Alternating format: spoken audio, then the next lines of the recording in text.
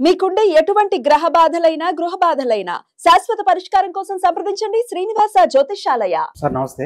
ఈ ధర్మస్థల విషయాలు బయట పెట్టిన భీమా ఫస్ట్ టైం ఇండియా టుడేకి ఇంటర్వ్యూ ఇచ్చాడు. అయితే ఎన్నాళ్ళు సైలెంట్గా ఉన్న అతను ఇప్పుడు ఇంటర్వ్యూ ఇవ్వడానికి రీజన్ ఏంటి?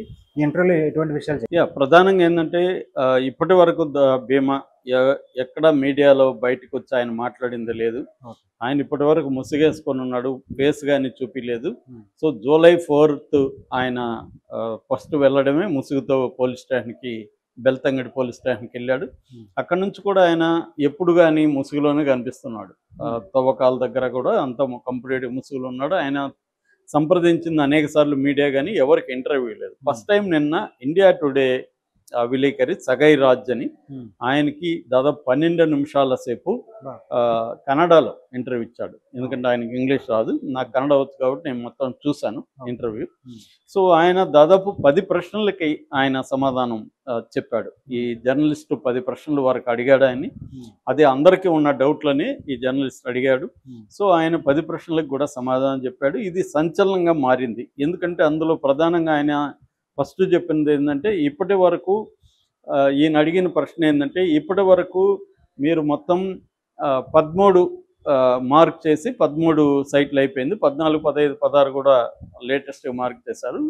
ఏదేమైనా 13 తవ్వకాల్లో ఓన్లీ 2 చోట్ల మాత్రమే, 6వ ప్లేస్లో 11A ప్లేస్లో, ఈ 2 ప్లేసుల్లో మాత్రమే ఎముకలు దొరికాయి, మిగతా ఎక్కడ దొరకలేదు కదా.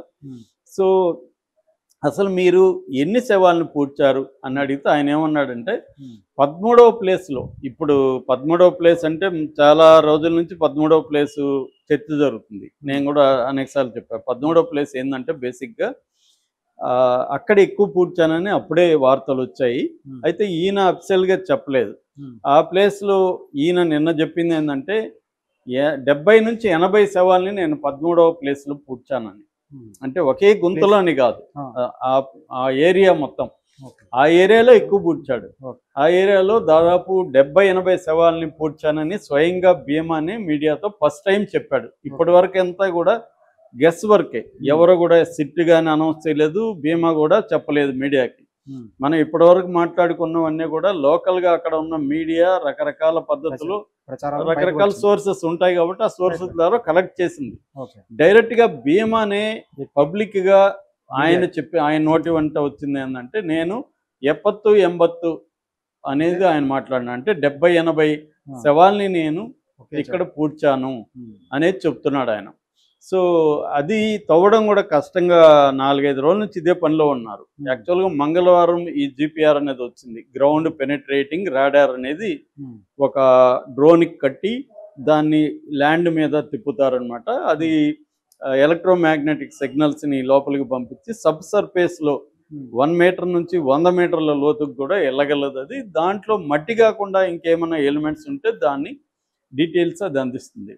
అలాగా ట్రై చేశారు. దాంతోపాటు 2 అర్త్ రిమూవర్లను తీసుకొచ్చి దాదాపు 18 ఫీట్ లోతు, 32 ఫీటు పొడుగు, 25 ఫీటు వెడల్పుతో గుంతల్ని తవ్వి చూశారు అన్నమాట. తవ్వి చూస్తే కనబడట్లేదు ఎక్కడ. ఈయనేమో నేను ఆ ప్లేస్లోనే 80 శవాలను పూడ్చాననేది ఫస్ట్ పాయింట్కి సమాధానం చెప్పారు. రెండోది, ఈ పూడ్చమని మీకు ఎవరు చెప్పారు, ఈ శవాలు ఇట్లా మీకు ఎవరు అందజేశారు, ఎవరు పూడ్చమని చెప్పారంటే ఆయన క్లియర్గా మాహితీ కచేరీ అని చెప్పాడు. మాహితీ కచేరీ అంటే ఇన్ఫర్మేషన్ డిపార్ట్మెంట్ ఆఫీస్ అనమాట. కచేరీ అంటే ఆఫీసు, మాహితి అంటే వార్తా ఇది డిపార్ట్మెంట్, అంటే PR నెట్వర్క్. టెంపుల్కి ఒక PR నెట్వర్క్ ఉంటుంది కదా, వాళ్ళు చెప్పారని. అంటే ఆ టెంపుల్కి సంబంధించిన మేనేజర్ ఎవరు, దేవస్థానం మేనేజరే నాకు చెప్పాడు. అయితే ఆయన డైరెక్ట్గా నాకు చెప్పలేదు, ఒక రూమ్ బాయ్ ఉండేవాడు ఆయనకి, ఆ రూమ్ బాయ్ ద్వారా నాకు చెప్పి పంపించేవాడు. ఈ శవాన్ని పంపించి ఈ శవాన్ని మీరు పూడ్చండి. నేను రాజు, మారా, ఆయన చెప్పిన పేర్లు, రాజు, మారా, మా బ్రదర్ వర్సయ్య అతను, మా బంధువులు, మేము 4-5 కలిసి పూడ్చాము.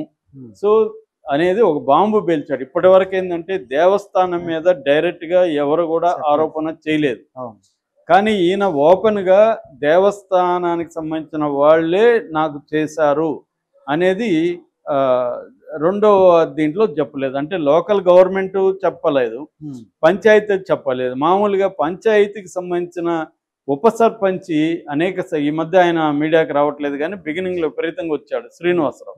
ఆయన ఏం చెప్పాడంటే మామూలుగా ఇక్కడ ఏమన్నా అనాథ సేవలు కానీ ఆత్మహత్యలు చేసుకున్న వాళ్ళు కానీ ఉంటే పంచాయతీకి అప్పగిస్తే పంచాయతీ మేము పూడుస్తాము, అది మాకు పోలీసులు చెప్పిన మేరకు మేము చేస్తాము అనేది ఆయన చెప్పాడు. మామూలుగా అయితే పంచాయతీ స్థానంలో పంచాయతీ ఆధ్వర్యంలోనే శవాల దహనం అనేది పూడ్చడం కానీ దహనం కానీ జరగాలి. అవేవి కాకుండా డైరెక్ట్గా దేవస్థానం నుంచి ఇతనికి చెప్పడం ఏంటి, ఇతను వాటిని పూడ్చడం ఏంటి అనేది ఇప్పుడు పెద్ద ప్రశ్న. ఈయన అదొక బాంబు పేల్చినట్టుగా దేవస్థానం మీద. మూడో పాయింట్, ఎక్కడ అంటే శ్మశానాల్లో ఎందుకు పూడ్చలేదు, వేరే చోట్ల ఎక్కడెక్కడ పూడ్చారని అడిగాడు ఆయన విలేకరి. శ్మశానాలు నేను పూడ్చలేదు, వాళ్ళు ఎక్కడ పూడ్చమంటే అక్కడ పూడ్చాను, ఇది నా నిర్ణయం కాదు, ఎక్కడ పూడ్చాలనేది నేను డిసైడ్ చేయలేదు, వాళ్ళే చెప్పేవాళ్ళు పలానా చోట పూడ్చు, కొన్నేమో ఇక్కడ పూడ్చమనేవాళ్ళు, కొన్నేమో అడవి లోపల పూడ్చమనేవాడు, కొన్నేమో బెట్ట అంటే కొండ గుట్ట మీద పూడ్చమనేవాళ్ళు.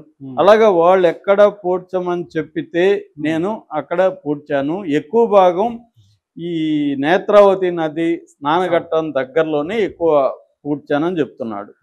తర్వాత వాళ్ళ మీద లైంగికంగా ఉన్నట్టు నీకు ఎలా తెలిసింది అంటే, ఎలా తెలియదు అంటే నేను కళ్ళతో చూశాను కదా బాడీస్ని, ఆ బాడీ మీద ఆ గుర్తులు రక్కినవి, ఈ వక్షస్థలాలు వీటి మీద అంతా కూడా ఉండడం, ఆ గొంతులో కత్తిఘాట్లు ఇవన్నీ నేను చూశాను కన్నీటితో.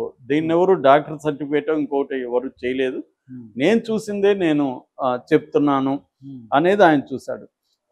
అది కూడా ఆయన ఏం చెప్తున్నానంటే 100 శవాలు నేను పూడిస్తే మేమందరూ కలిసి అందులో 90 మహిళలే అని చెప్తున్నాడు. అంటే పురుషుల అనాథలు పురుషులు కూడా ఉంటాయి కదా, సో జనరల్గా ప్రతి దగ్గర అనాథ సేవలు ఉంటాయి. ఆ మధ్య మేము రన్అవే చిల్డ్రన్ అంటే ఇంట్లోంచి పారిపోయి వచ్చిన వాళ్ళ మీద డాక్యుమెంటరీ చేస్తే సికింద్రాబాద్లో ఇలాంటి పారిపోయి వచ్చిన అబ్బాయి, పెద్ద అబ్బాయి, ఆ అబ్బాయి 5,000 సంపాదిస్తున్నాడు నెలకి. నేను ఎలా సంపాదిస్తున్నావు అని అడిగితే నెలకి ఒక 10 నుంచి 11 శవాలు అనాథ శవాలయాలు దొరుకుతాయంట సికింద్రాబాద్ రైల్వే స్టేషన్ పరిధిలో.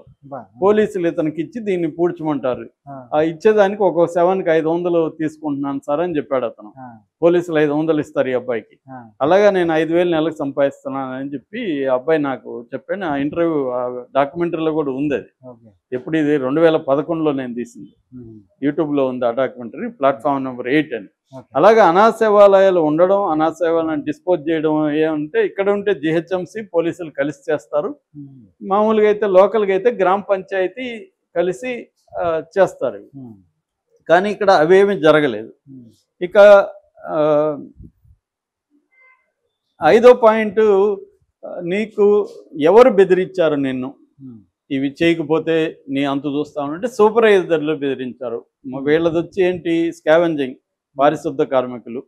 సో అక్కడ పంచాయతీ ఆధ్వర్యంలో ఉంటారు, మామూలుగా ఇక్కడైతే జిహెచ్ఎంసి. సో ఈ పారిశుద్ధ కార్మికులకి సూపర్వైజర్లు ఉంటారు కదా, వాళ్ళు బెదిరించారనేది ఈయన 5వ పాయింట్కి చెప్పాడు. 6వ పాయింట్ ఏంటంటే, నువ్వు ఇన్ని సైట్లు చూపిస్తే 2 సైట్లోనే వచ్చాయంటే నీ మీద అందరూ అనుమానాలు వ్యక్తం చేస్తున్నారు అంటే ఆయన ఏం చెప్పాడంటే, సార్ ఇది జరిగింది ఇప్పుడు 95 నుంచి 2014 వరకు జరిగింది, 11 ఏళ్ళు అయిపోయింది ఇప్పటికీ, ఇంకా ముందుకెళ్తే ఇంకా లేట్ అయింది. ఇప్పుడు నేను వచ్చేసరికి నేను చూసిన అడవి వేరు, ఇప్పుడు అడవి వేరు, ఎందుకంటే చెట్లంతా పెరిగిపోయినాయి. సో ఇక్కడ ఎరోజన్ అంటే కోత గురైంది, వరదలు రావడం, భూమి కోతకు గురైంది, ఫారెస్ట్ గ్రోత్ అయింది, కన్స్ట్రక్షన్ చాలా చోట్ల జరిగింది. అందువల్ల నాకు నేను మెమరీలో నుంచే చేయాలి, నేనేమి ఫోటోలు తీసుకుని ఆర్గనైజ్డ్గా నేను చూడలేదు కాబట్టి మెమరీలో నుంచే నేను చేయాలి. నేను అప్పటికి చేస్తున్నా కదా, రెండిట్లోకి అయితే దొరికాయి కదా, నేను చెప్పిన ప్లేస్లోనే దొరికింది కదా 2, బయట ఏం దొరకలేదు కదా, కాబట్టి నాకు కొంత టైం పడుతుంది చెయ్యాలి అనేది ఆయన చెప్తున్నాడు. అట్లాగే ఇవన్నీ నువ్వు అక్కడికే తెలుసా, నీకు చాలా ఒక్కడికే రహస్యంగా ఏమి పోడ్చలేదు కదా, నువ్వు చాలామందికి తెలిసే ఉంటుంది కదంటే చాలామంది చూశారు, స్థానికులు చాలామంది చూసేవాళ్ళు, కానీ ఎవరు దీని గురించి పట్టించుకోలేదు అనేది ఆయన చెప్తున్నాడు. తర్వాత దేవస్థానాన్ని యొక్క ప్రతిష్టను దెబ్బతీయడానికి నువ్వు ఈ పని చేస్తున్నావు అనేది ఇంకో ప్రశ్న అడిగారు. దానికి ఆయన ఏం చెప్తున్నాడు, సార్ నేను ఒక ఎస్సీని, నేను హిందువుని, నేనే క్రిస్టియన్ కాదు ఇంకోటి కాదు, నేను హిందూ మతాన్ని ఫాలో అవుతాను, నాకు దేవస్థానాన్ని ప్రతిష్టను దెబ్బతీయడం వల్ల నాకు వచ్చే ఆదాయం ఏంటి, నాకు లాభం ఏంటి, కాబట్టి నా ఉద్దేశం అది కాదు అనేది ఆయన చెప్పాడు. సరే నీ ఉద్దేశం ఏంటి, నువ్వెందుకు 11 ఏళ్ళ తర్వాత వచ్చావు అనేది 9వ ప్రశ్న అడిగితే ఆయన ఏం చెప్పాడంటే, నాకు విపరీతంగా పీడకలు వస్తున్నాయి, రాత్రులు నిద్రపోవట్లేదు, పాపభీతి వెంటాడుతుంది, సో దీనివల్ల నేను ఈ పాపభీతితో నేను వచ్చాను, నాకు కొంచెం ఆ పాపం నుంచి విముక్తి కలగని, ఇది చేయడం ద్వారా పాపం నుంచి విముక్తి కలుగుతుంది అనేది పుణ్యశకలి అనే కన్నడలో పుణ్యశకలి అంతా బందిద్దేనే అంటే పుణ్యం దొరకనే అంతా వచ్చాను. సో అట్లాగే ఆ అమ్మాయిల సేవ, అమ్మాయిలకి ఏది కూడా ప్రాపర్గా జరగలేదు కార్యక్రమాలు, సో దానివల్ల వాళ్ళ ఆత్మలకు శాంతి జరుగుతుందని కూడా నేను వచ్చాను అనేది ఆయన క్లియర్గా చెప్పాడు.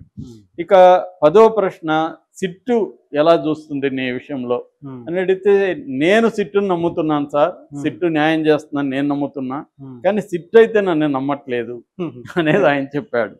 సిట్టు నమ్మట్లేదు కానీ సిట్టు అయితే వాళ్ళు కూడా నేను చెప్పిన చోట అయితే తవ్వుతున్నారు, కానీ వాళ్ళకి అనేక ప్రశ్నలు అడుగుతున్నాను నన్ను, వాళ్ళకి నా మీద నమ్మకం అయితే లేదు, కానీ వాళ్ళు ప్రొసీజర్ ప్రకారం చేసుకుంటూ వెళ్తున్నారు. నాకైతే సిట్టు మీద నమ్మకం ఉంది, వీళ్ళు చేయగలరు, ఎఫిషియెంట్గా అయితే చేస్తున్నారు, బట్ టైం పడుతుంది, ఎందుకంటే ఒకే చోట లేవు ఇవి, ఈ ఇందాక చెప్పిన కారణాల వల్ల టైం పడుతుంది అనేది ఆయన ప్రధానంగా చెప్పింది. ఇది ఇప్పుడు సంచలనంగా మారింది, ఎందుకంటే ఫస్ట్ టైం ఆయన ఇంటర్వ్యూ చేశాడు కాబట్టి. మరి సిట్ ఏమైనా అబ్జెక్ట్ చేస్తుందా దీనికి, ఇలా మా పర్మిషన్ లేకుండా నువ్వు మీడియాతో ఈ విషయాలన్నీ మాట్లాడావని చెప్తుందా లేదనేది మనం చూడాలి, ఎందుకంటే ఇప్పుడే ఇది బయటకు వచ్చి సంచలనంగా మారింది. సో ఈయన చెప్పడానికి కారణం ఏముందంటే, ఇంటర్వ్యూ ఇవ్వడానికి వ్యతిరేకత విపరీతంగా వస్తుంది. అసెంబ్లీలో నిన్న గొడవలు జరిగాయి, నిన్న మొన్న 2 రోజులు గొడవలు జరిగాయి, బీజేపీ రాష్ట్ర వ్యాప్తంగా ఉద్యమాలు చేస్తుంది, అంటే దేవస్థానం మీద కుట్ర చేశారని వస్తుంది, ఇతను ఎవరు, ఇతనికి ఏం తెలుసు, ఇతని పేరు బయట పెట్టనని అసెంబ్లీలో కూడా డిమాండ్ వస్తుంది.